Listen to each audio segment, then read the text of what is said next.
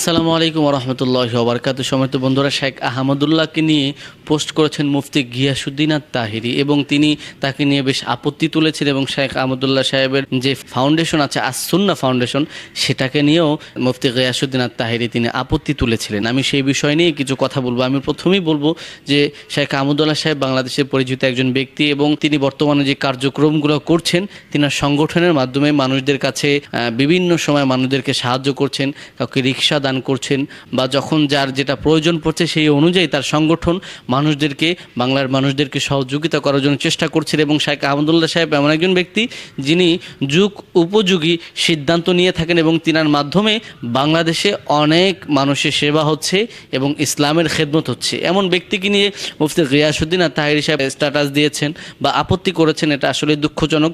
বিশেষ করে মুফতি গিয়াসউদ্দিন আত-তাহিরি সাহেবকে আমি অনেক পছন্দ করি এবং তাকে খুব ভালোবাসি, কারণ তার সাথে আমার মাঝে মাঝেই কথা হয় এবং তিনি একজন উদার মনের এবং বড় মনের মানুষ। তার থেকে এরকম ব্যক্তি আক্রমণাত্মক পোস্ট বা আপত্তি আসলে আশা করিনি। তবে শেখ আহমদুল্লাহ সাহেবের সাথে মুফতি গিয়াসউদ্দিন আত-তাহিরি সাহেবের আকীদাগতভাবে অনেক বিভেদ আছে। আমি বলবো যে আকীদাগতভাবে অনেক বিভেদ থাকতে পারে, তবে সেটা দালিলিকভাবে আলোচনা হবে, শালীনভাবে আলোচনা হবে, কোনোভাবেই ব্যক্তি অ্যাটাক হতে পারবে না।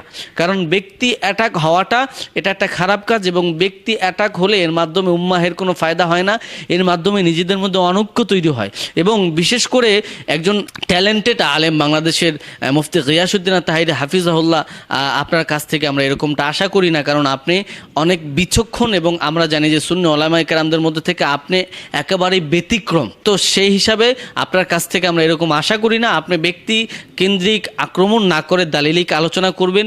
এবং শেখ আহমদুল্লাহ সাহেবের সাথে আমারও ব্যক্তিগত অনেক বিষয় তার সাথে আমার দ্বিমত আছে। যেমন প্যারা নবী সাল্লাল্লাহু আলাইহি ওয়াসাল্লাম 40 বছর বয়সে নবুয়ত প্রাপ্ত হয়েছেন। তিনি আগে আদম আলাইহিস সালাম মাটি এবং পানি থাকা অবস্থায় তিনি নবী ছিলেন না, বা এই টাইপের আরও অনেক মন্তব্য তিনি করেছিলেন।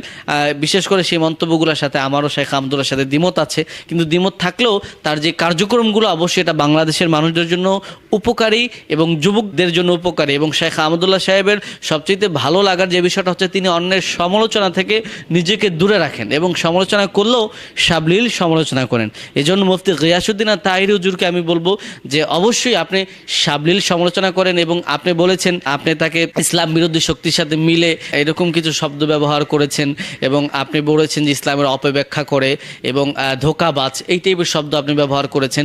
আসলে আপনার পোস্টের মাধ্যমে এই টাইপের শব্দগুলো আপনার ব্যবহার করা ঠিক হয়নি এবং অন্তত শেখ আহমদুল্লাহ সাহেবের ব্যাপারে এটা একেবারেই আপনার ঠিক হয়নি। কারণ আহমদুল্লাহ সাহেব কোনোদিন কাউকে ব্যক্তিগত আক্রমণ করে না, আমরা তাকে চিনি। আমি তার আকীদার পরিপন্থী হলেও তার এই অভ্যাসটা আমার খুব ভালো লাগে।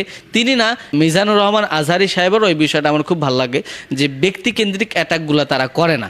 তাদের কোনো আলোচনা থাকে সেটা তারা শালীন আলোচনার মাধ্যমেই প্রচার করে থাকেন এবং আমিও সেটা আশা করব মুফতি গিয়াসউদ্দিন আত-তাহিরি হুজুর আপনার কাছে আমার অনুরোধ থাকবে, শুধু আপনার কাছে নয় সকল উলামায়ে কেরামদের কাছে আমার অনুরোধ থাকবে, আপনারা ব্যক্তি আক্রমণ না করে আপনাদের আকীদার বিষয়টা, আপনাদের মতের ভিন্নতা আপনারা সেটা দালিলিকভাবে আপনারা প্রেজেন্ট করেন, যার মাধ্যমে উম্মাহের ফায়দা হবে, মানুষদের উপকার হবে। আসসালামু আলাইকুম।